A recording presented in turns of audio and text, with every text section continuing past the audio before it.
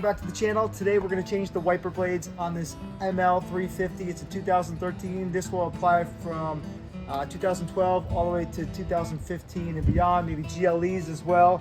Yeah, so GLEs, GLSs and MLs, okay? So it's the 166, the C292. I pick up the Valeo. The model is a VF857, and it's pretty easy. Let's get started. I'll show you how to do it.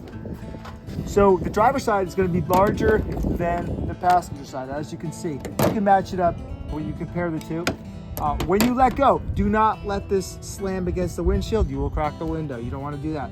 So you'll see a little button on here. This button does matter. So you press this button in and grab it here on this plastic here, and you can just pull it out. It's very simple. Do not let this go. This is metal and it will crack the window, okay? Protect it, and we are going to bring this the proper way. We're gonna slide this back into place like this. I like Valeo and I like Bosch. They're both OEM. So once you have it aligned, you slide it back in and this button will come through. It's secure. You can put it back down. That's how easy that is. Let's go to the other one and do the same. So this is the old one here. Again, match this up to size. It's the right size, good.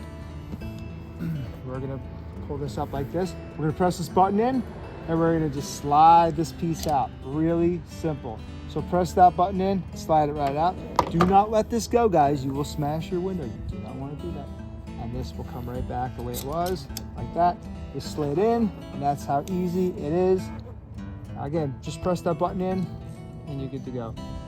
And all right, that's it. We've just changed our wiper blades within about, I don't know, 1 minute, 2 minutes. Hope this helps, and I'll see you on the next one.